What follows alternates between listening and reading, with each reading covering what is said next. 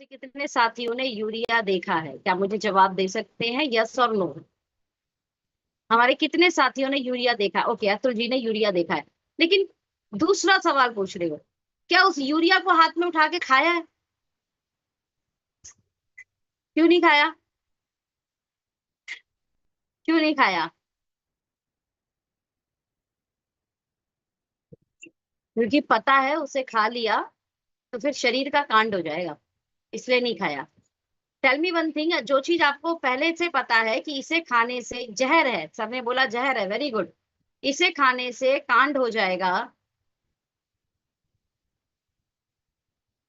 तो बस एक चीज यहाँ पर सोचने वाली बात है, जो चीज आप आज नहीं खा सकते वो कल थाली में परोस कर खाओगे। सिंपल सी बात है सर। पेस्टिसाइड्स का इतना ज्यादा इस्तेमाल होता है, और पेस्टिसाइड देखना साउंड करता है सुसाइड। हम पेस्टिसाइड वाला फूड खा रहे हैं जो स्लोली सुसाइड की तरफ लेकर हमें जा रहा है। अर्ली हार्वेस्टिंग से लेकर स्टोर करते हुए भी इतना केमिकल खाने वाले पदार्थों में डाला जाता है, और ये सारी चीजें हम और हमारा परिवार खा रहा है। चलिए थोड़ा सा और बात करते हैं। पहले तो हमने उगाते समय उसमें इतने केमिकल पेस्टिसाइड्स डाल दिए। अब जब अनाज हमारे हाथ में आया, सीड गेहूं जब हम देते हैं पीसने के लिए, तो गेहूं का कलर क्या है? गेहुआ कलर, ठीक। और पहले जब वो पिस के आता था तो वो लगभग सिमिलर सा कलर का ही आटा होता था। आज आपको नहीं लगता कि गेहूं जो पिस के आ रहा है हमारे घर आटे के रूप में, कि हमने तो गेहुआ कलर दिया था, ये जनाब व्हाइट कैसे आ गए? ये पिस कर आए हैं चक्की से या पार्लर से आए हैं? फीलिंग नहीं होती कई बार, कलर कैसे व्हाइट हो गया? नोटिस करने वाली चीज। फलों को, सब्जियों को देखो, रियल में जब ठेले पे सब्जियां आती थी, हमें बहुत अच्छे से पता है, हमारी माँ छाटा करती थी। आज अगर आप नोटिस करोगे ठेले पे सब एक जैसे आम, सब एक जैसे सेब, नोटिस किया है आपने? ये इतने चमकने वाले फल कहाँ से आए? ये इतनी चमकने वाली सब्जियां कहाँ से आ गई? पहले के जमाने में आदमी चमकते थे, फल और सब्जियां अपने नेचुरल कलर में होते थे। आज फल और सब्जियां वैक्स्ड हैं और डाइड है, कलर लगा हुआ है उनमें। मटर का नेचुरल कलर ये होता है जो आपको इमेज में दिख रहा है, और मटर का आज की डेट में कलर क्या है? हरा कलर लगा के, सब्जियों में मैक्सिमम हरे कलर डाल डाल के उन्हें इतना सुंदर बनाया जा रहा है कि मानो वो खेत से नहीं, ब्यूटी पार्लर से सज धज कर आई है। नेचुरल राइस आज पॉलिश राइस। इन शॉर्ट, खाने में उगाते समय तो हैवी केमिकल, हैवी पेस्टिसाइड्स का यूज किया गया, हाइब्रिड बीजों का इस्तेमाल किया गया ताकि अनाज ज्यादा पैदा हो। लेकिन पैदा होने के बाद भी हमने क्या किया? मार्केट क्या कर रहा है उसके साथ? आपको ये देखकर बहुत अचंभा होगा। चलिए अब ले दे के बात करते हैं। फल, सब्जियां, अनाज की तो बात हो गई जिससे हमें न्यूट्रिशन मिल रहा था। हमने कल बात की कि macro nutrition, micro nutrition. Macro में हमारे तीन भाई थे, कार्ब, प्रोटीन और फैट। तो कार्ब और प्रोटीन, माइक्रो में बात हुई थी विटामिन, मिनरल्स, ये सब मिलेगा किससे? दाल, चावल, रोटी, सब्जी, इन्हीं सबसे मिलेगा ना। अब वो दाल, चावल, रोटी, सब्जी है कैसा, वो देख लो। चलिए, प्रोटीन की सोर्स में हमने बात की थी, जो आम जनता खाता है वो है रोटी, अंडा और दूध। चलिए, हमने रोटी की तो बात कर ली, गेहूं की, गेहूं मिल कैसा रहा है। आइए मिल्क की भी बात कर ले। पहले जो मिल्क था वो गाय एक फ्री जोन में चरा करती थी, आज फ्री जोन है ही नहीं। कहाँ चल रहा है एनिमल?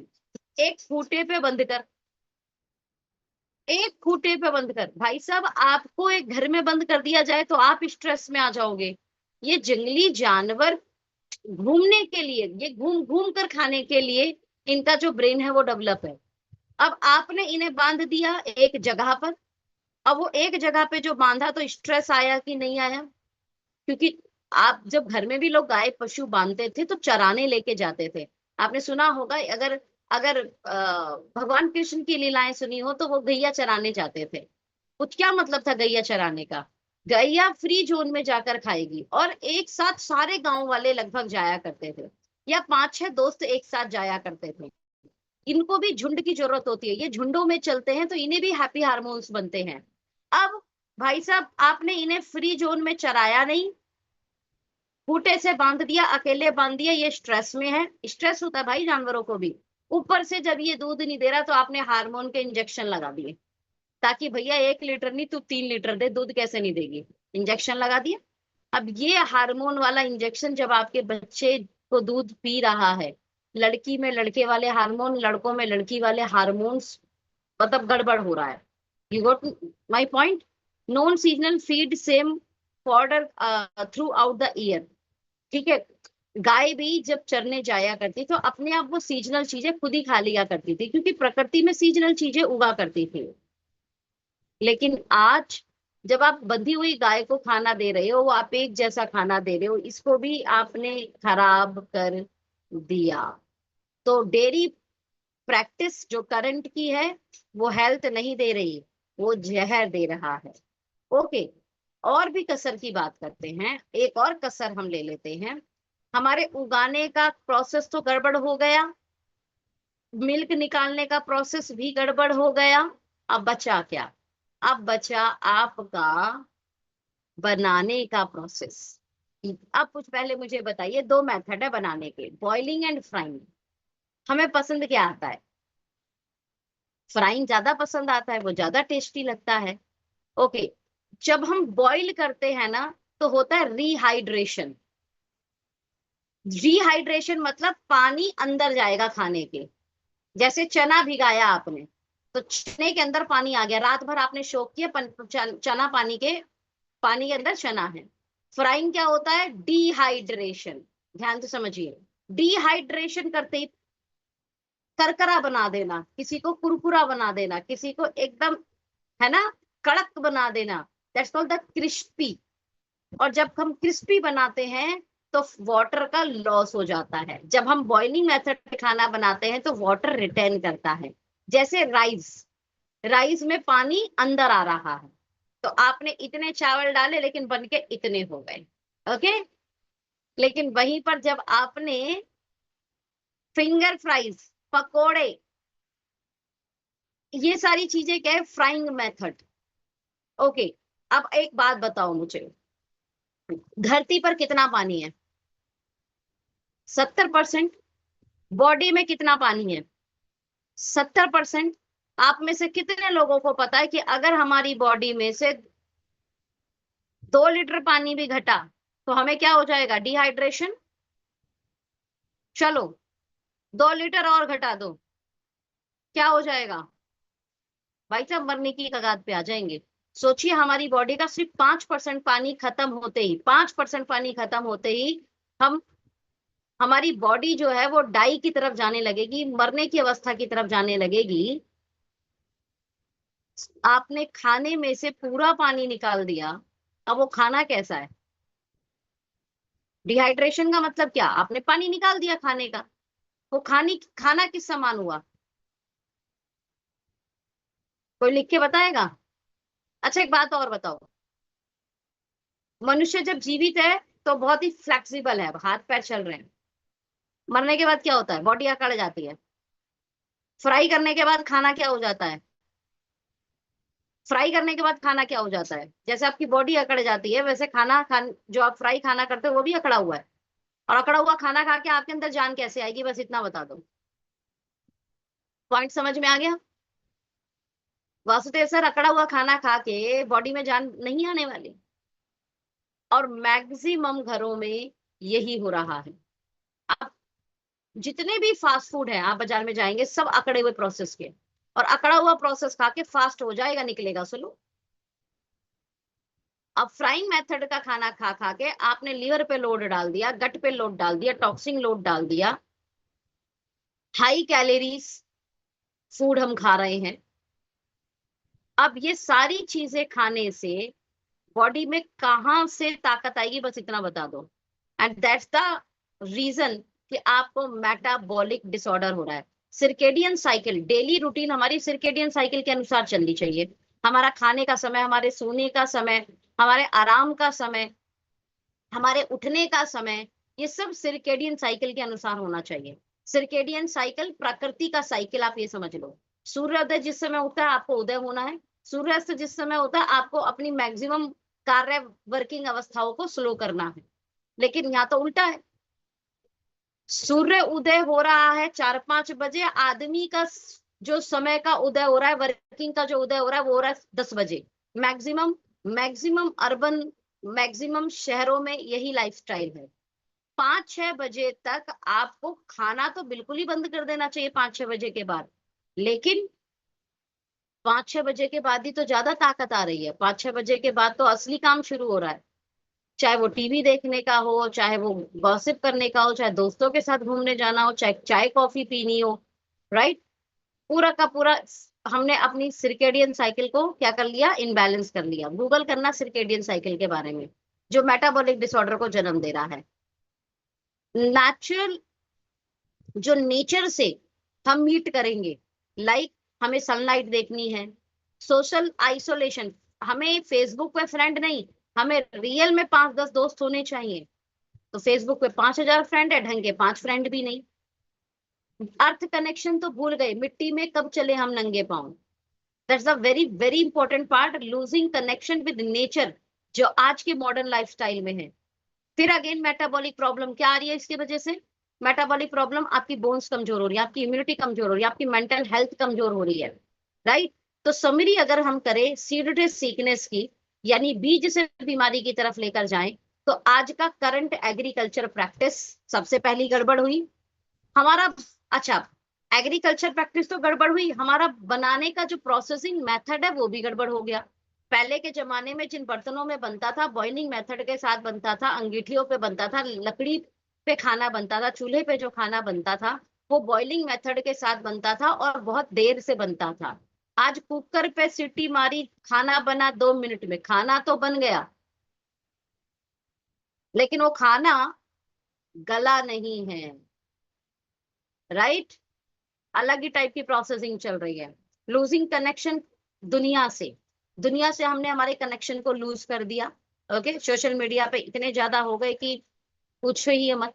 अनबैलेंस सर्केडियन साइकिल, यानी हमारी टाइमिंग सही नहीं है, उठने का, सोने का, खाने का, ये टाइमिंग हमारे सेट नहीं है। रिजल्ट क्या हुआ? बॉडी में inflammation, oxidative stress, right, equal to collective damage to the body. हर एक ऑर्गन डैमेज हो रहा है, हर एक organ. Metabolic disorder and unhealthy fast ageing, समय से पहले बुढ़ापा, समय से पहले बीमारियां, राइट। तो अब इन बीमारियों की भी स्टेज है हमारे शरीर में। अभी तो मोटा मोटा हमें समझ में आ गया हमें क्या न्यूट्रिशन की जरूरत है, हमें बीमारियों के कारण क्या हो रहे हैं। लेकिन अब जो बीमारी भी है उसकी भी 3 स्टेज है। बीमारी एकदम से आपको बड़ी नहीं होती है। पहली स्टेज होती है, इसको फर्स्ट स्टेज कहा जाता है। ये फर्स्ट स्टेज में क्या होता है, आपकी बीमारी डायग्नोज नहीं होती लेकिन आपके छोटे मोटे सिग्नल आपको आ रहे होते हैं। लाइक गैस बन रही है, लाइक कभी कभी एसिडिटी बन रही है, लाइक कभी कभी कब्ज हो जा रहा है, कभी कभी डायरिया हो जा रहा है, राइट। कभी कभी पेन हो रहा है घुटनों में, या कभी कभी आंखों में दिक्कत हो रही है। ये कभी कभी कभी होता है, दैट्स कॉल्ड द सिग्नल। आपको सिग्नल मिल रहे हैं बस। ओके, ये पहली स्टेज है। दूसरी स्टेज क्या है? इंक्यूबेशन के बाद अगर हमारी ये प्रोसेस लगातार लंबा रहता है तो सेकंड स्टेज, यानी हमारी बॉडी में अब सिम्टम आने शुरू हो जाते हैं, और अगर आप चेकअप कराएंगे तो आपकी बीमारी डायग्नोज हो जाएगी। और यही प्रोग्रेशन जब लगातार चलता है तो बॉडी पहुंचती है थर्ड स्टेज पे, जहां पर एक बीमारी नहीं, आदमी को मल्टीपल डिसऑर्डर होता है। एग्जांपल देती हूँ, एक व्यक्ति, उसे डे 1 पे शुगर नहीं होगा, ध्यान से समझिए, कभी कभी उसको जनरल वीकनेस लग रही होगी, है ना, कभी कभी उसको इंडाइजेशन इश्यू हो रहा होगा, कभी कभी उसको मसल्स में पेन हो रहा होगा, कभी कभी उसको बड़ी थकान लगती होगी, ठीक है। अब ये फर्स्ट स्टेज है। जब ये लंबा गया प्रोसेस तो डायग्नोज हो गया, भैया डायबिटीज हो गई आपको, है ना। 400-500 शुगर खा के, चक्कर खा के वो गिरे, 2-4 लोग उठाकर हॉस्पिटल ले गए, चेकअप कराया तो पता लगा, डॉक्टर ने बोला भाई साहब आप चल कैसे रहे थे, 400 शुगर है, राइट। 90% लोगों को शुगर ऐसे ही डायग्नोज हुई है। ओके, सेकेंड स्टेज से पहुंचते हैं थर्ड स्टेज। जब वही डायबिटीज की दवा वो लगातार कई सालों से ले रहे हैं, लगातार ले रहे हैं, भैया पता चला बीपी भी हो गया, अब नसों नसों में भी ब्लॉकेज आनी शुरू हो गई, अब तो भैया लीवर में भी दिक्कत आनी शुरू हो गई, अब तो किडनी भी दिक्कत आनी शुरू हो गई, अब तो गैंग्रीन भी होने लग गया। ये थर्ड स्टेज है। You got my point. आपको मल्टीपल डिसऑर्डर होने लगे। सवाल उठता है इसका सॉल्यूशन क्या है सोनम मैम, ये कैसे हम करें, क्योंकि ये तीनों स्टेज समझ में आ रही है। समझदारी तो ये है कि पहली स्टेज पर चीजों को कंट्रोल कर लिया जाए, बिल्कुल, और इसी स्टेज को बोला जाता है वेलनेस स्टेज। आपको इसमें स्पेसिफिक कुछ चीजों को, लाइफ स्टाइल को मेंटेन करना, खाने पीने को मेंटेन करना, कुछ स्पेशल सप्लीमेंट्स को मेंटेन करना, और आप इसे मैनेज कर जाएंगे। चलो कुछ लोग ऐसे होंगे जिन्हें डायग्नोज हो गया बीमारी, भैया सेकंड स्टेज, ये मैनेजमेंट किया जा सकता है आपके कुछ डॉक्टर्स द्वारा, जो प्रैक्टिशनर हैं उनके द्वारा। और मैं ये कैसे मेंटेन करेंगे बता देती हूँ मैं। स्टेरॉइड्स, एंटीबायोटिक्स, राइट, सप्लीमेंट्स, कुछ इन चीजों को देंगे, और सप्रेशन ही होगा, नथिंग एल्स। अगर हम सिर्फ डॉक्टर के साथ में हैं तो सिर्फ और सिर्फ सप्रेशन है, कोई सॉल्यूशन नहीं है। थर्ड स्टेज पे क्या है, nothing else, multiple disorder, nothing else. लेकिन लेकिन लेकिन लेकिन लेकिन अब हमारे पास ये मैं जर्नल बता रही थी कि जर्नली कैसे मैनेजमेंट किया जाता है फर्स्ट, सेकंड और थर्ड स्टेज को, ठीक है, मार्केट में। लेकिन अगर आप हमारे सेशन में आ चुके हैं तो आपके पास इन तीनों स्टेज को मैनेज करने का एक कमाल का फॉर्मूला है, जिसे बोलते हैं 7+1 मेडिसिन फॉर्मूला। मेरे साथ लिखिए 7+1, जल्दी से लिखिए 7+1, integrated way to management 7+1 medicine formula. और आज आपको ना सिर्फ मेडिसिन की तरफ नहीं, माय डियर फ्रेंड, आपको इंटीग्रेटेड मेडिसिन की तरफ जाना होगा। और ये 7+ फॉर्मूला क्या है, पहला सनलाइट जो फ्री है, सुबह की धूप, the very very very important part. मैं कहती हूँ तीन चीज एक साथ हो जाएगी। कैसे? एक तीर से तीन निशाना। सुबह जल्दी उठकर हम गार्डन जाएं, नंगे पांव वहां घास पर चलें, और आधा, जैसे सुबह का सेशन हो रहा है, आप मैक्सिमम कोशिश करो मॉर्निंग सेशन को कान में लीड लगाओ और पहुंचो अपने घर के पास पार्क में, आधा घंटा पार्क में बिताओ, नंगे पांव मिट्टी में, धूप भी मिली, अर्थिंग भी हो गई, वॉक भी हो गई। 7 में से 3 चीज एक साथ हो गई, ध्यान से समझना, 7 में से 3 चीज। तो सनलाइट फ्री है, अर्थिंग, नंगे पांव पैदल चलना है धरती पर, ये भी फ्री है। टाइम, टाइम पर उठना है, टाइम पे खाना है, टाइम पे सोना, ये भी फ्री है, हमारे डिसीजन के ऊपर है बस। फास्टिंग, हफ्ते का एक व्रत करना, फ्री भैया, इसमें तो उल्टा पैसा बचेगा आपका, ठीक है, क्योंकि आप खाना नहीं खाएंगे उसमें। पानी और नारियल पानी, ज्यादा से ज्यादा एक टाइम फ्रूट, इस टाइप से आप फास्टिंग करें। कोशिश करो पानी और नारियल पानी वाला करो, ज्यादा बेनिफिशियल होगा आपकी बॉडी के लिए। Number very very very important, socialization. भैया सोशल मीडिया पे प्रेजेंट हो या नहीं हो, अपने आसपास के एरिया में लोगों से कनेक्ट जरूर रहना।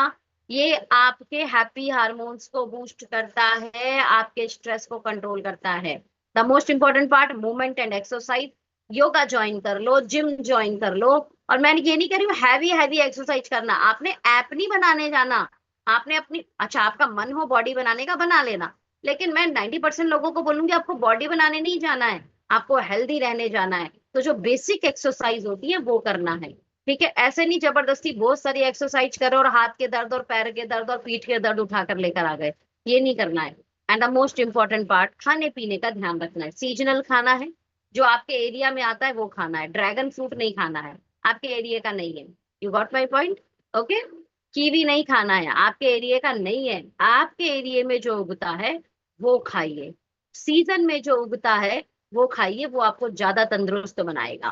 Plus plus हर्बो न्यूट्रीजेनिक्स, customise functional nutraceutical, जो जीन से हमारे जीन को जीनियस बनाएगा, हमारे डीएनए लेवल तक न्यूट्रिशन लेकर जाएगा। दिस इज द 7+1 फॉर्मूला, जो आपको हील करेगा, जो आपको सॉल्यूशन देगा। और कैसे हम इसे मैनेज करेंगे, देखिए, फर्स्ट स्टेज वेलनेस स्टेज है, आपको कोई बीमारी डायग्नोज नहीं हुई है, सिर्फ सिम्टम है। 7+1 के साथ हर्बो न्यूट्रीजेनिक्स का ध्यान रखिए, क्योंकि prevention is better than cure. Second stage पे आते हैं, यहाँ डॉक्टर की जरूरत पड़ेगी क्योंकि आपको डायग्नोज हो चुकी है बीमारी।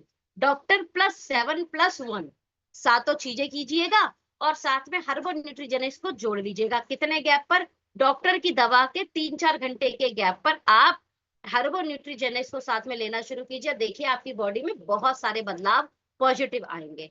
थर्ड स्टेज, यस, अब आपको मल्टीपल डिसऑर्डर हो चुका है, डॉक्टर की भी जरूरत है, 7+1 फॉर्मूले की जरूरत है, और यहाँ पर हर्बल न्यूट्रीजेनिक्स के मल्टीपल कॉम्बिनेशन आपको चाहिए, क्योंकि हार्ट की भी दिक्कत हो गई, शुगर भी हो गया, और भैया घुटनों में भी दर्द हो रहा है, तो मल्टीपल कॉम्बिनेशन हमारे जाएंगे। साथ में health to maintain health extend. अच्छा, फायदा क्या होगा? आपकी हेल्थ को हम थर्ड स्टेज पर भी मेंटेन पूरा कर सकते हैं। आपके लाइफ स्पैन, इतनी सारी बीमारियों के बावजूद आप दीर्घायु होंगे, और डैमेज जो आपकी बॉडी में लगातार हो रहा है उसे हम कंट्रोल कर लेंगे। मेरी बात समझ में आ गई? This is the formula. अच्छा, अब आप ये बोलेंगे मैम कस्टमाइज क्यों चाहिए? तो एक केस स्टडी पाई गई कि जैसे जो लोग कॉर्पोरेट ऑफिस में जॉब कर रहे हैं, ब्रेन का बहुत काम करते हैं, बैंकर हैं, आईटी हैं, राइट, टेक्नो पर्सन है, इन इन सब का मैक्सिमम आपको क्या लगता है वर्कलोड कहाँ पर है? ब्रेन पर। इन्हें मैक्सिमम ब्रेन पर काम करना होता है, ब्रेन से काम करना होता है, क्योंकि स्क्रीन टाइम है। पूरा असर किस पे आ रहा है? आंखों पर, ब्रेन पर, राइट। इनको थकान कहाँ से होती है? मेंटली थकान होती है, इसलिए 5 घंटे भी आराम करने के बाद इनको रेस्ट नहीं मिलेगा। जबकि वहीं पर एक आदमी जो पत्थर तोड़ के आया है ना, उसको 5 घंटे 6 घंटे की रेस्ट दे देंगे ना, बॉडी उसकी तुरंत फिट। लेकिन ये जो ब्रेन का काम कर रहे हैं, इनको 5-6 घंटे से आराम ही नहीं आता। आपको क्या लगता है जो आदमी घर में ब्रेन का काम कर रहा है, ब्रेन से जुड़ा काम कर रहा है, ऑफिस वर्क है, लोड है उसके ऊपर, ब्रेन के ऊपर, राइट, ऐसा जो साथी है, ध्यान से सुनिएगा, ऐसा जो व्यक्ति है हमारा, जो डाइट उस घर में एक नॉर्मल हाउसवाइफ ले रही है, जो डाइट उस घर में उसकी मदर ले रही है, आप में से कितने लोगों को लगता है वही सेम डाइट आप उस ब्रेन का हैवी इस्तेमाल करने वाले को दोगे तो वो ठीक रहेगा? One size does not fit for all. अब आप बोलोगे पहले के जमाने में तो हर कोई सेम खाता था, तो भैया पहले के जमाने में मैक्सिमम लोग सेम ही काम करते थे। कुम्हार का बेटा कुम्हार होता था, लकड़हारे का बेटा लकड़हारा होता था, जिस घर में खेती होती तो उस घर में मैक्सिमम लोग खेती ही का काम करते थे, सबके अलग अलग वर्क नहीं होते थे। सुनार का बेटा सुनार होता था, यानी सबका लगभग सिमिलर काम होता था। तो उस समय one size does not fit for all वाला फार्मूला जो है, मतलब फिट फॉर ऑल होता था सबकी डाइट। इवन हम तो उस जमाने से हैं, देखिए सेंस ऑफ, मैंने फिर बोला था पहले के जमाने को सेंस ऑफ लिविंग थी, आज के जमाने साइंस में जी रहा है, बस सेंस ऑफ लिविंग खत्म हो गई वहां पर। आज भी जो घर में महिला प्रेग्नेंट है उसकी डाइट अलग होती है, जो महिला घर में फीड करा रही है एक बच्चे को खाना, उसकी डाइट अलग है। हाँ या ना? हाँ या ना? आज भी थोड़ी सी सेंस यहाँ पर बची है लोगों के, वो भी जिस घर में बड़े बुजुर्ग हैं, जिस घर में बड़े बुजुर्ग हैं। यस और नो? यस। अब टेल मी वन थिंग, ये क्योंकि बड़े बुजुर्गों को पहला वाला जो सेंस था वो प्रेगनेंसी पर, वो फीडिंग पर तो चल गया, लेकिन अभी आज के समय पे वर्किंग इतनी लोड बढ़ गया है, अब वो दादी वाले नुस्खे, ये मेरा बच्चा जो ऑफिस वाला काम कर रहा है उसको क्या दूं, नहीं idea. That's why we need the customize nutrition. अगर कोई व्यक्ति ब्रेन से ज्यादा काम कर रहा है भैया, उसको खाली नॉर्मल मल्टीविटामिन देने से काम नहीं चलेगा, उसको ब्रेन वन साथ में देना होगा ताकि वो अपने ब्रेन की भी रिकवरी करे। आंखों का ज्यादा काम है, उसको I1 देना होगा, इसलिए नहीं देना है, ध्यान से सुनिए, इसलिए नहीं देना है, उसकी आंखें खराब हो गई इसलिए दे दो भाई साहब, आंखें खराब ना हो। और हालांकि जो व्यक्ति 5-10 साल से बिल्कुल स्क्रीन टाइम का काम कर रहा होगा उसकी आंखों पे चश्मा तो लग ही गया होगा। चश्मा again is not a solution permanent, वो हील नहीं कर रहा है, वो सपोर्ट कर रहा है ताकि आप उस इन्वायरमेंट में काम कर पाए। लेकिन आपने आंखों का न्यूट्रिशन क्या दिया, ब्रेन का न्यूट्रिशन क्या दिया? एवरीडे वन के साथ इन्हें ब्रेन वन और I1 देना है। किन्हें? जो लोग कॉर्पोरेट ऑफ जॉब कर रहे हैं, बैंकिंग में है, जिनका काम आपको लगता है ब्रेन से जुड़ा है। ओवरवेट हो जो व्यक्ति, अब घर में 4 लोग तो अच्छे हैं, एक आदमी ओवरवेट है, अब इसको भी वन फिट और ऑल करेंगे क्या? नहीं भैया, his heart joints and has extra workload due to excess fat. जिस व्यक्ति का शरीर 100 किलो का है, भैया उसके हार्ट को ज्यादा पंप करना पड़ रहा है हर जगह ब्लड पहुंचाने के लिए। जिसका बॉडी 100 किलो का है, मैं आपको बता रही हूँ, उसके घुटने 300 किलो वजन उठा रहे हैं। आपको पता है ये बात? आपका जितना वजन होता है, जब आप चलते हो तो उसका 3 गुना लोड आपके जॉइंट्स पे पड़ता है। सोचिए उस भाई के जॉइंट्स को एक्स्ट्रा वर्कलोड के कारण ज्यादा काम करना पड़ रहा है। ऐसे व्यक्ति को आपको क्या लगता है, सेम डाइट दोगे जो घर में सारे लोग खा रहे हैं वही डाइट दोगे, वो क्या हेल्दी रहेगा? नहीं रहेगा। इसीलिए उनको एक कस्टमाइज डाइट देनी है। उनको सुबह के समय में सीबकथॉर्न जूस 15 से 20 ml, heart one and ortho one, ताकि वो भैया को जो जिस चीज पे ज्यादा लोड जा रहा है उसको सपोर्ट दे दिया जाए। तो a standard diet is diagnosed for the average need, it does not address extra workload on the heart, joint stress, higher metabolic damage, does need customized approach with protein and vitamin minerals rich food. You got my point? चलो, इसका मतलब आपको ये समझ में आया कि घर में इंडिविजुअल अलग अलग लोग अगर अलग अलग काम कर रहे हैं तो उनको आपको कस्टमाइज न्यूट्रिशन की तरफ भेजना होगा, कस्टमाइज न्यूट्रिशन देना होगा। ओके, अब आपको एस्टोनिया के प्रोडक्ट ही क्यों लेने चाहिए? बिकॉज हम काम करते हैं हर्बो न्यूट्रीजेनिक्स थ्योरी पर, जो इंस्पायर्ड बाय मेडिसिन 3.0 है। This is the integrated health approach. जबकि बाजार सिर्फ न्यूट्रिशन पर या सिर्फ आयुर्वेद पर काम करती है। We work on the herbo nutrigenics theory, जो जीन टू जीनियस लेकर जाती है, और ये 5-in-1 थ्योरी पर सिनर्जी के साथ काम करता है, एक दूसरे की ताकत को बढ़ा देता है। Align with the metabolic cycle, customize solution, nutrition for the healthy lifestyle, right. इसमें जो 5-in-1 थ्योरी है उसमें पहला हमारा पार्ट है गट हेल्थ फॉर द प्रोबैक्टिव, जो डाइजेशन और डिटॉक्सिफिकेशन का काम करेगा। सेकेंड वन इज एंटीऑक्सीडेंट, जो आपके ब्लड का सेल्स का डिटॉक्सिफिकेशन करेगा। ध्यान से समझिए, हमारे सेल लेवल पर जब ऑक्सीडेटिव स्ट्रेस द्वारा डैमेज होता है, और ये अगर लिवर पे ज्यादा डैमेज हो गया तो आपको लिवर की बीमारी, हार्ट पे ज्यादा डैमेज हो गया तो हार्ट की बीमारी। और डैमेज कहीं तो होगा, क्योंकि ऑक्सीडेटिव स्ट्रेस है भाई साहब, हर एक आदमी को है। पानी पीने से भी ऑक्सीडेटिव स्ट्रेस होता है, ठीक है, खाना खाने से भी ऑक्सीडेटिव स्ट्रेस बढ़ता है हमारी बॉडी के अंदर, टेंशन लेने से तो बढ़ता ही बढ़ता है ऑक्सीडेटिव स्ट्रेस, पॉल्यूशन से ऑक्सीडेटिव स्ट्रेस बढ़ता है, आप प्रॉपर नींद नहीं लोगे आपको ऑक्सीडेटिव स्ट्रेस बढ़ेगा। और ऑक्सीडेटिव स्ट्रेस आप ये समझ लो दुश्मन है आपका, और ये होता ही होता है, जाके सेल को डैमेज करेगा। लेकिन अगर आपने एंटीऑक्सीडेंट ले लिया, अगर आपने एंटीऑक्सीडेंट ले लिया तो ऑक्सीडेटिव स्ट्रेस का खात्मा हो जाएगा। उसको ना हम बॉर्डर पे ही चित्त कर देंगे, उसको सेल लेवल पर जाने ही नहीं देंगे, डैमेज करने ही नहीं देंगे उसको। और यही काम करता है ब्लड और सेल का डिटॉक्सिफिकेशन, एंटीऑक्सीडेंट। आयुर्वेद हीलिंग करेगा, रूट लेवल पर काम तो आयुर्वेद ही करता है। फिर जो शरीर में न्यूट्रिशनल गैप हो गया, जो हम बात कर रहे थे कार्बो, हमारे मैक्रो और माइक्रो न्यूट्रिशन की, भैया उसका गैप भी नहीं होना चाहिए, तो वो गैप भी कंप्लीट हो गया। And the last very important part, क्या जीनोम लेवल तक कोई जाकर न्यूट्रिशन हमारे जीनोम की बेटर फंक्शनिंग करेगा, ताकि हमारे जीन से बेहतर तरीके से काम कर पाए, और जीन ही हमें हेल्दी रखने वाले हैं।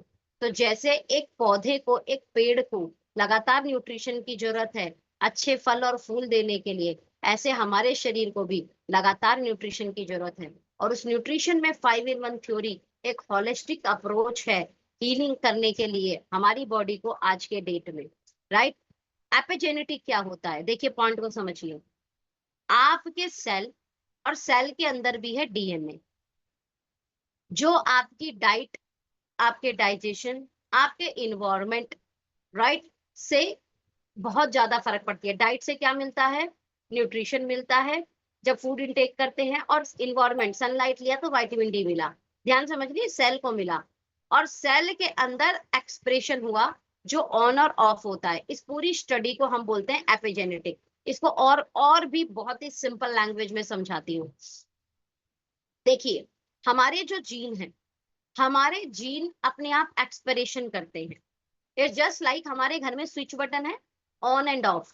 लाइट तो हमारे अड़ोसी पड़ोसी के भी आ रही है, ठीक है, लेकिन अगर हमारे मीटर में लाइट नहीं आ रही तो क्या हमारे घर में लाइट आएगी? नहीं आएगी। चलिए नंबर 2 पॉइंट, मीटर में तो लाइट आ रही है लेकिन मुझे लाइट जलानी है, क्या वो लाइट अपने आप जल जाएगी या मुझे स्विच ऑन करना पड़ेगा? लाइट का स्विच ऑन करना पड़ेगा।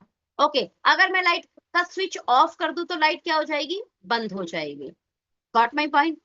आपको पता है ये जो सारा कंट्रोल आपने अपने घर का रखा हुआ है, लाइट का, पंखे का, और लाइट आपके घर कहाँ से आ रही है? आपके घर आ रही है गवर्नमेंट से। ओके, सेम आपकी जो बॉडी है, ये जो डीएनए है, इस डीएनए के अंदर भी लाइट आती है बाहर से। और वो लाइट कहाँ से आती है? डाइट से, जो आप खाते हो, और दूसरा जो आप इन्वायरमेंट से कनेक्ट होते हो। तो ये मान लो जैसे गवर्नमेंट से हमारे घर लाइट आ रही है, ऐसे आप ये मान लो कि डाइट और इन्वायरमेंट हमारे डीएनए, हमारे जीन तक लाइट पहुंचा रहा है। You got my point? और अगर ये लाइट प्रॉपर रूप में पहुंचेगी तो डीएनए अपने सारे काम करता है। और ये डीएनए कितना ताकतवर है मैं आपको बता दूं। आप अपने मदर, फादर, दादा, दादी, नाना, नानी, इन 6 पे दिखते होंगे। भाई साहब क्यों दिखते हो? क्यों दिखते हो? इन 6 पे आप इसलिए दिखते हो क्योंकि डीएनए आपका उनका है।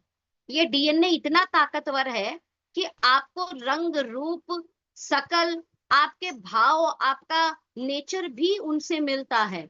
जिस डीएनए में इतनी ताकत है कि वो आपका नाक आपकी मम्मी की तरह, आपकी आंख आपके पापा की तरह बना सकता है, क्या उस डीएनए के पास ये ताकत नहीं कि वो शुगर को कंट्रोल करे, वो बीपी को कंट्रोल करे, वो तरह तरह की बीमारियों को कंट्रोल करे? बिल्कुल उसके पास ताकत है। उसे पता है कि ये सारी चीजों को कंट्रोल किया जाता है, और कंट्रोल होता है काफी दिनों तक, तो कंट्रोल होता ही है ना बॉडी के अंदर। पता चलता है आपको बीपी डायग्नोज हुआ था 30 साल पे, भैया 30 साल से पहले तो बॉडी कंट्रोल कर रही थी ना। आपको शुगर डायग्नोज हुआ 50 साल पे, इसका मतलब उससे पहले तो बॉडी खुद ही कंट्रोल कर रही थी ना डायबिटीज को। ये डीएनए इतनी ताकतवर होता है कि इसे कंट्रोल करना भी आता है, लेकिन तब जब इसका स्विच ऑन हो। अगर ये स्विच ऑफ कर लेगा तो भाई साहब हो गया आपकी बॉडी में कांड। तो किसी ने सवाल पूछा, अच्छा डीएनए भाई तुम स्विच ऑन कैसे रहोगे, क्योंकि बड़ी बड़ी बीमारियों से हमें बचा के रखो। ये बोलता है तुम मुझे सही खिलाओ, मेरी सैलरी दो पूरी, मुझे सही खिलाओ, मुझे इन्वायरमेंट से कनेक्ट रखो, और तुम अगर ये चीज करोगे तो मैं तुम्हें हेल्दी रखूंगा। और इसी को बोला गया एपिजेनेटिक थ्योरी, इसी को बोला गया जीन एक्सप्रेशन। अगर हमारे जीन एक्सप्रेशन सही रहे तो हम बहुत सारी बीमारियों से बच जाएंगे। और जीन एक्सप्रेशन सही होते हैं अच्छी डाइट से, इन्वायरमेंट के कनेक्शन से। राइट? किस किस को एपिजेनेटिक थ्योरी समझ में आई? हमारे जीन पे प्रभाव पड़ता है, फिर बता रही हूं। आप जो चाय पीते हो ना, आपके डीएनए तो को पता लग जाता है कि आपने चाय पी है। आप स्मोकिंग करते हो ना, आपके डीएनए तो पता लगता है कि आप स्मोकिंग कर रहे हो। और जब आप लगातार इसी तरीके से गलत चीज करते रहोगे, आपका डीएनए जो है वो आपने स्विच ऑफ कर लेगा, बोला यार ये तो बड़े बदतमीज लोग हैं, हमें बात ही नहीं करनी इससे। जब आप अपने घर में किसी को बार बार समझाते हो, बार बार समझाते हो, और वो नहीं समझ रहा, वो बार बार फिर नालायकी कर रहा है, तो कुछ समय बाद आप क्या करते हो? छोड़ यार, इसे ऐसे ही करना है, उससे आप बात करना बंद कर दोगे। यही करोगे। बस हमारा जो डीएनए है वो भी यही काम करता है। बोला यार ये बार बार गलत चीज खाया जा रहा है, ये बार बार इन्वायरमेंट से कनेक्ट नहीं हो रहा है, ये अपना टाइम रूटीन ठीक ही नहीं कर रहा है, छोड़े यार मैं नाराज हो जाता हूँ। तो ये अपने स्विच ऑफ कर लेता है, फिर हमारी बॉडियों में कांड होने शुरू हो जाते हैं। ओके, तो इस एपिजेनेटिक थ्योरी को और अच्छे से समझने के लिए कमाल की एक इमेज बनी हुई है। आप ये समझ लो, आप भारत, जैसे हमारा जो भारत है, ऐसे इसे मान लो हमारा सेल है। ठीक है, हमारा जो भारत है उसका केंद्र क्या है? दिल्ली। हमारे सेल का केंद्र क्या है? न्यूक्लियस। हमारे सेल के अंदर भी न्यूक्लियस है, जैसे भारत के अंदर दिल्ली है। दिल्ली के अंदर क्या है? पार्लियामेंट। ऐसे ही हमारे न्यूक्लियस के अंदर है क्रोमोसोम्स। जैसे दिल्ली के अंदर पार्लियामेंट है, वैसे हमारे न्यूक्लियस के अंदर क्रोमोसोम्स है। पार्लियामेंट में कौन बैठते हैं? एमपी। ऐसे ही हमारे क्रोमोसोम्स के अंदर डीएनए को एमपी मान लो। ठीक है, ये डीएनए डिसाइड करते हैं। जैसे एमपी हमारे कार्यकर्ता हो गए, ऐसे डीएनए हमारे कार्यकर्ता हो गए। अच्छा, एमपी में भी आपने देखा होगा कुछ एमपी को मिलती है finance ministry, education ministry, health ministry. अगर और मिनिस्ट्री अपना सही से काम करे तो देश का काम क्या होगा? बढ़िया होगा। सेम डीएनए के अंदर भी ध्यान से समझिए कुछ मिनिस्ट्री है, जैसे एंटी एजिंग मिनिस्ट्री, जैसे डायबिटीज कंट्रोल करने की मिनिस्ट्री, बीपी को कंट्रोल करने की मिनिस्ट्री। इसके पास, डीएनए के पास भी, जिसे बोलते हैं जीन, इनके पास मिनिस्ट्री है हमारी पूरी बॉडी को सही तरीके से कंट्रोल करने की अथॉरिटी है। Gene are the final controlling authority you can say. और अगर हम कुल मिलाकर जीन को ही ठीक कर दे, यानी हमारी मिनिस्ट्री को ठीक कर दे, हमारी फाइनेंस मिनिस्ट्री अच्छे से काम करे, हमारी एजुकेशन मिनिस्ट्री अच्छे से काम करे, हमारी हेल्थ अच्छे से काम करे, तो क्या होगा? ऑटोमेटिकली हमारी पूरी ऑल ओवर बॉडी ठीक रहेगी। एंड आई होप आपको समझ में आ रहा होगा। इवन ये मिनिस्ट्री इतना ज्यादा काम करती है, सोचिए आपकी अच्छा, आमिर खान की मम्मी ने नहीं चाहा होगा कि उनके बेटे की हाइट जो है वो लंबी हो, अमिताभ बच्चन की तरह। बट ठीक है ना, जीन का असर है। आपका हाइट, आपका स्किन का कलर, हाँ, हर माँ चाहती है उसके बच्चे की आंखें बड़ी सुंदर हो, हेयर का कलर, ये सब कुछ किससे डिसाइड हो रहा है? जीन से, हमारे चाहने से नहीं। हमारे जीन डिसाइड करते हैं कि हमारी आंख कैसे बनेगी, हमारा मुंह कैसा बनेगा, हमारी नाक कैसे बनेगी, हमारी स्माइल कैसी होगी, राइट? हमारी हाइट कैसे जाएगी, हमारे बालों का कलर क्या होगा, बाल कर्ली होंगे कि बाल सीधे होंगे, ये जीन, सारा का सारा जीन द्वारा डिसाइडेड है। सोचिए, ये जीन इवन अगर आप इसको सही से मेंटेन कर गए, ये एंटी एजिंग, अच्छा, इस जीन में भी एक जीन का नाम है, जैसे हमारा नाम है ऐसे जीन का एक नाम है, इसका नाम है सरट्यून। ध्यान से सुनिए, इसका नाम क्या है, मेरे साथ रिपीट कीजिए, सरट्यून। सरट्यून टेलोमेर की मेंटेनेंस, डीएनए का repair, metabolic regulation, stress resistance, inflammation control, regulate ageing, cellular reprogramming, reversal of cellular ageing, ये सारे काम सर्ट्यून करता है। सोचिए, सारे काम सर्ट्यून करता है। लेकिन सर्ट्यून काम तब करता है जब उसको, जैसे आप कहीं पे जॉब कर रहे हो, आप लगातार काम कब करोगे? जब आपको सैलरी मिलेगी। अब हमारी बॉडी में ये जो जीन है, जीन का नाम है सर्ट्यून, ये कब काम करता है? जब भैया इसे एनएडी मिलता है, इसकी सैलरी एनएडी है।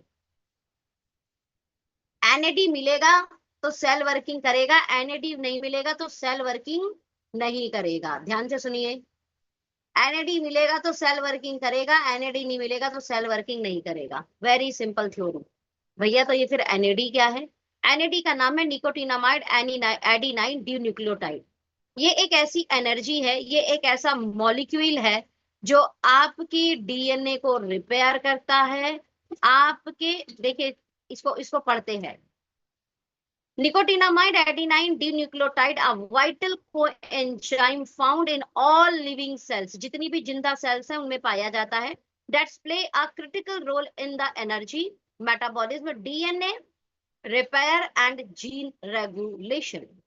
Do you know? क्या आप जानते हो? पानी के बाद जो मोस्ट प्रिवलेंट मॉलिक्यूल है आपकी बॉडी में, वो एनएडी है। और अगर एनएडी नहीं है तो आपकी लाइफ भी नहीं है, खत्म, योर लाइफ डेड। आप जब बॉडी डेड होती है तो सबसे पहले एनएडी ही डेड होता है। एनएडी जीरो होता है, बॉडी डेड हो जाती है। Very simple. मरे हुए आदमी को काटेंगे ना, खून भी निकलेगा, पता है आपको? खून खत्म नहीं होता, वाटर भी होता है उसके अंदर। तो सबसे पहले क्या चीज खत्म होती है जिससे आदमी डेड डेड हो जाता है? वो एनएडी है। एनएडी खत्म, बॉडी खत्म। Nicotinamide adenine dinucleotide is a vital coenzyme जो आपके सेलुलर एनर्जी एटीपी में कन्वर्ट होता है, फूड को एटीपी में कन्वर्ट करता है, and repairing DNA and regulating cell survival. और ये डिक्लाइन हो जाता है 30 से 70 की उम्र में 65% तक। ये देखिए सर्ट्यून का डिक्लाइनेशन, ये 30 की उम्र तक ये पीक पर है, और 30 के बाद 40 पर ये देखो किस तरीके से नीचे ये ग्राफ जा रहा है। जैसे जैसे एज बढ़ेगी आपका सर्ट्यून नेचुरली डिक्लाइन होता है, और जब ये डिक्लाइन होता है आपकी बॉडी की एक्टिविटी भी धीरे धीरे डिक्लाइन होनी शुरू हो जाती है। जैसे बाल वाइट होने शुरू होंगे, स्किन पे आपके पफिनेस दिख रही है, आपकी स्किन लटकनी शुरू, सैगिंग आनी शुरू हो गई, फाइन लाइंस दिखनी शुरू हो गई, राइट? आपकी एनर्जी बहुत डाउन हो गई, आपके डाइजेशन इश्यूज आ गए। जैसे कि एग्जांपल, जवान बच्चे को आप ये कह के खिला देते हो, अरे तू तो जवान है, खा ले यार 2 रोटी और पच जाएगा। लेकिन वहीं पर एक बुजुर्ग आदमी कहता है, भैया ना मुझे ज्यादा मत देना, मैं बुजुर्ग हो गया हूँ, अब ज्यादा खाऊंगा दिक्कत हो जाएगी, अब मेरे को पेट दिक्कत देने लगता है। भाई साहब, किस लिए? एनएडी आपकी डिक्लाइन हो रही है, इसीलिए। और ये जो एजिंग है ना, ये 3 फेज में आती है आपके पास। 3 वेव में आती है। पहली वेव आती है आपको 20 से 40 के बीच में, पहली वेव जो आपके एजिंग की वेव आएगी। सेकंड वेव आपको आएगी, पहली वेव आएगी 30 से 40 के बीच में, दूसरी वेव आएगी आपको 50 से 60 के बीच में, और थर्ड वेव आएगी आपको 60 के बाद। तो इस तरीके से 3 वेव में आपकी बॉडी के अंदर एज आता है। ये देखिए लिखा हुआ है, आपकी फर्स्ट वेव है 30 से 40, ठीक है, थोड़ी बहुत आपको सिम्टम इसमें दिखेंगे एजिंग वाले। सेकंड वेव है 50 प्लस होते ही बहुत सारी आपको बुढ़ापे वाले सिग्नल मिलने शुरू हो जाएंगे। और थर्ड वेव है 70 के बाद तो पूरा ही बुढ़ा आदमी बुढ़ा हो जाता है। ओके, लेकिन लेकिन एंटी एजिंग का सोल्यूशन है हमारे पास। अगर हम एनएडी को बूस्ट कर दें, अगर हम लाइफस्टाइल को ठीक कर दें, आपको पता है हम अपने एज को रिवर्स कर सकते हैं, स्लो कर सकते हैं, इवन स्टॉप भी कर सकते हैं। पहला तो 4 पिलर लाइफस्टाइल के हमने ध्यान रखने हैं। अच्छा खाना है, फिजिकल एक्टिविटी करनी है, ज्यादा तनाव में मत जाइएगा, और नींद प्रॉपर लीजिएगा। अगर आप ऐसा करेंगे, integrated fast intermediate intermediate fasting करनी है। ये क्या होता है, 12 से 15 घंटे का गैप रखना है रात के खाने और सुबह के खाने में, ठीक है। इसे इंटरमीडिएट फास्टिंग भी कहा जाता है। और साथ में एनएडी जो यंग फ्यूल है उसे ले लीजिए, आपका सर्टिन एक्टिवेट हो जाएगा। आपको पता है भूख से सर्टिन एक्टिवेट हो जाता है। दुनिया भर के जितने भी सेलिब्रिटी है, जितने भी सेलिब्रिटी आप देखना, उन्होंने इंटरमीडिएट फास्टिंग कर रखी है। वो 7 बजे के बाद 8 बजे के बाद मैक्सिमम लोग खाना नहीं खाएंगे, और सुबह का नाश्ता 9 बजे 10 बजे के आसपास करके तकरीबन 15 घंटे का गैप वो लोग कर लेते हैं रात के खाने और सुबह के खाने में। इससे आपकी एज रिवर्स होती है, ध्यान से समझिएगा। और यंग फ्यूल साथ में खाना है। अब मैंने देखा है भैया 2-2 बजे तक खाना खा रहे हैं, फिर सुबह उठकर 6 बजे यंग फ्यूल भी खा ले रहे हैं। तो कैसे यंग फ्यूल काम करेगा आप मुझे बताइए। You can reprogram your cellular aging, this is really really proven formula. Product का नाम है एनेमन। इट्स नॉट जस्ट एन एनेमन, it's the first time in a direct selling the innovative longevity formula young fuel from the house of Herbo Nutrigenics, जो gene को genius बनाता है। और हमने सिर्फ यंग फ्यूल में एनएमएन नहीं डाला, एंटी एजिंग के लिए NAD booster, certain activation, epigenetic control के लिए एनएमएन, एनएडी, टीएमजी, सीएकेजी डाला। एपिजेनेटिक याद है मैं क्या बता रही थी, आपके नेचर और आपके फूड के कारण आपके जीन पर बटन ऑफ हो जाते हैं, उनको भी हमें कंट्रोल करना है। इसे एपिजेनेटिक कंट्रोल बोलते हैं। हमने 4 इंग्रेडिएंट डाले जो एपिजेनेटिक कंट्रोल करेगा, राइट। आपके एनएडी को बूस्ट करेगा, सर्टिन को एक्टिवेट करेगा। सर्टिन एक्टिवेट होगा तो बॉडी में इन्फ्लामेशन नहीं आएगी, बॉडी के अंदर आपके स्ट्रेस के कारण जितने भी डैमेज हो रहे हैं वो नहीं होंगे, राइट। आपकी बॉडी बहुत एनर्जेटिक और यंग महसूस करेगी। तो सर्टिन का हम एक्टिवेट कर देते हैं। सर्टिन कौन है, वो जीन जो जीन आपकी पूरी बॉडी में बहुत सारी चीजों को कंट्रोल कर रहा है। ट्रांस रिजर्वाटोल, ठीक है, एल्बुटाथियोन, कोएंजाइम Q10, ग्रीन टी और सिलेनियम, ये क्या कर रहा है, एंटीऑक्सीडेंट सपोर्ट कर रहा है। और आपको एंटीऑक्सीडेंट से क्या मिलेगा, एंटीऑक्सीडेंट अच्छी मात्रा में होगा तो हमारी बॉडी के अंदर जो डैमेज हो रहा है, कौन सा डैमेज, स्ट्रेस के कारण वाला डैमेज, ऑक्सीडेटिव स्ट्रेस वाला डैमेज, हमारे ऑर्गन पे जो डैमेज हो रहा है उसे कंट्रोल कर लेगा, क्योंकि एंटीऑक्सीडेंट ऑक्सीडेटिव स्ट्रेस का दुश्मन है। हमने ALA, CLA, EPA, DHA डाला, ठीक है। ये क्या है भैया, ये आपके सेलुलर एंड ब्रेन वेलनेस के लिए बहुत इंपॉर्टेंट हिस्सा है, ओमेगा की पूरी फैमिली। देन हमने इसमें अंदर क्या डाला, कर्क्यूमिन एंड स्ट्रेलोबिन, ये पूरी बॉडी के इन्फ्लामेशन को खत्म करेगा। कॉर्डिसेप्स, जिंसिंग, ग्रीन टी और बायोपिरिन आपको लॉन्जिविटी देगा और आपकी इम्यूनिटी को बिल्ड कर देगा। और एविडेंस बेस्ड ये प्रोडक्ट है हमारा एनएमएन एंड ट्रांस रिजर्वाटोरिन, सबके बारे में क्लिनिकल स्टडीज अवेलेबल है, प्रिंटेड हैं। फेस्टीन, एल्ग्लाइसिन, हमने एक एक चीज कोई भी ऐसी नहीं डाली जिनके क्लिनिकल स्टडीज अवेलेबल नहीं है, जिनके साइंटिफिक एविडेंस अवेलेबल नहीं है। रिकमेंडेड डोजेस क्या है, अगर आप 40 प्लस हैं 2 कैप्सूल अर्ली मॉर्निंग खाली पेट खाइए, और इसके खाने के बाद और नाश्ते में तकरीबन आपने 2 घंटे का गैप रखना है और 5 घंटे मील का गैप रखना है, मीठे का गैप रखना है, ठीक है। 30 प्लस वाले शुरू कर सकते हैं इसे, 30 प्लस वाले 1 गोली खा सकते हैं, क्योंकि पहली वेव आती है 30 से 40 के बीच में। तो 30 से 40 वाले 1 गोली खाओ और 40 वाले 2 गोली खाओ। मेटाबॉलिक डिसऑर्डर रिलेटेड कोई भी एजिंग इश्यूज आ रहे हैं, फास्ट लाइफस्टाइल के कारण एजिंग इश्यूज आ रहे हैं, स्ट्रेस के कारण आपको एजिंग इश्यूज आ रहे हैं, इस सारी चीजों को हम कंट्रोल करेंगे और एक हेल्दी लाइफस्टाइल आपको दे पाएंगे। एंड आई होप कि आपको हमारा इस सेशन समझ में आया होगा। हमारे कस्टमाइज सॉल्यूशन क्या है, हमारा इंटीग्रेटेड मेडिसिन क्या है। भैया ब्रेन की दिक्कत है तो आप देखोगे एक चीज नहीं डाली, जिंको बाइलोबा, अश्वगंधा, बोकापा, मोनिफोरा, मोनिफेरी, ये हमने डाला, सॉरी मोनिनरी, ये डाला हमने एंटी स्ट्रेस के लिए, आपका स्ट्रेस कंट्रोल करेगा। गोटुकोला, ट्राइक्लोफिनॉन, कॉपर हमने डाला कॉग्निटिव हेल्थ के लिए, भूलने वाली बीमारी, याददाश्त क्षमता अच्छी ना होना, ध्यान ना लगाना, फोकस ना कर पाना, ठीक है, ये कॉग्निटिव हेल्थ में आता है। कॉग्निटिव हेल्थ आपकी बड़ी अच्छी हो जाएगी। ट्रांसरिजोटोल, एस्टाजिंथिन, फिस्टिन एंड ट्रांसस्टेलोबिन, ये आपके ऑक्सीडेटिव स्ट्रेस को कंट्रोल करेगा। Vitamin E, L theanine, DHA, L tyrosine, ये मेमोरी और लर्निंग को अच्छा कर देगा। Vitamin B complex, minerals, zinc, copper, selenium जैसे, ये नर्व हेल्थ को बहुत अच्छा रखेगा आपके। And probactive for the gut health. तो ये जो कॉम्बिनेशन दिया किसी को भी ब्रेन वेलनेस के लिए शानदार काम होगा। कॉर्पोरेट में जो काम कर रहे हो, स्ट्रेस वाला जो काम करते हैं, एडवोकेट है ना, ये जिनका भी काम ब्रेन का है, खासतौर पे डायरेक्ट सेलर, सबका काम ब्रेन से है, ब्रेन के लिए ले लीजिए। जॉइंट सपोर्ट के लिए हमने आर्थो-1 डाला, जिसमें omega fatty acid, curcumin, boswellia serrata, flexibility के लिए, आपकी इन्फ्लामेशन खत्म करने के लिए। Ginger, apigenin, fisetin and piperine, inflammation खत्म करने के लिए। Collagen peptide, vitamin D three, coral calcium, magnesium glycinate form में वो भी, विटामिन सी के साथ स्ट्रॉन्ग कार्टिलेज करेगा, लिगामेंट को मजबूत करेगा, लिगामेंट का प्रोडक्शन करेगा। कोलेजन जो बोन के लिए चाहिए, बोन का प्रोटीन है ना कोलेजन, इसको भी ये बिल्ड करेगा। सोचिए, ग्लूकोसामाइन, एमएसएम, ये सारी चीजें चाहिए आपके। रीग्रोथ करेगा डैमेज कार्टिलेज का। भैया कार्टिलेज हमें डैमेज भी तो हो गई, बनाना भी है लेकिन डैमेज वाले को भी तो ठीक करना है। तो ग्लूकोसामाइन, एमएसएम एंड कॉन्डोटिन सल्फेट ये काम कर रहा है। साथ में गट हेल्थ के लिए प्रोबैक्टिव डाल दिया। 5 in 1 फॉर्मूला है ना। सेम लीवर के लिए मिल्थिसिल, मुलेठी, डेंडिया, हाँ, ये लीवर के डिटॉक्सिफिकेशन में शानदार काम करता है।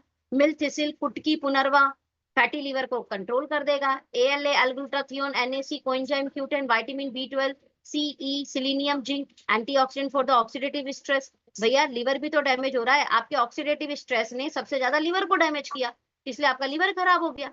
किसी के हार्ट को करता है, किसी के पेनक्रिया को करता है, जिसके पेनक्रिया को करेगा उससे शुगर हो जाएगा। तो भैया इस ऑक्सीडेटिव स्ट्रेस का भी तो जुगाड़ करना है, वो एंटीऑक्सीडेंट से होता है। तो स्पेशल लीवर हेल्थ का एंटीऑक्सीडेंट डाला, that's called the customized solution, that's called the integrated medicine. Betadine, betaine, coenzyme A, B3, CLA, B12 for the fat metabolism. अब ये सारी चीजें डाली गई है, कैसे काम नहीं करेगा भाई साहब। हार्ट-1 के लिए कार्डिक अब देखो, अर्जुना से लेकर गार्लिक, जिंजर, एल कैरिनाइन, कैटी9, अभी ये इसमें लीवर में भी डरा था, कार्डिक प्रोटेक्शन करेगा। गामा ऑर्जिन ऑयल, सलाई गूगल, L taurine, maintain cholesterol level, coenzyme Q10, astaxanthin, trans resveratrol, L glutathione, antioxidant के एक्शन पे काम कर रहा है। एएलए, डीएचए मैनेज कर रहा है ट्राइग्लिसराइड को। सीएलए इंप्रूव कर रहा है लिपिड प्रोफाइल को। Vitamin B6, B9, D3, minerals, zinc, magnesium, vitamin K and selenium, essential micro nutrition है। हिडन हंगर हम बता रहे थे जो माइक्रो न्यूट्रिशन के बारे में। प्रोबैक्टिव गट मैनेजमेंट के लिए। सोचिए भैया ऐसे हमने प्रोडक्ट दिए हुए हैं। डेली न्यूट्री, अच्छा आप कोई बोलता है मैम मैं ठीक हूँ, मैं क्या खाऊं।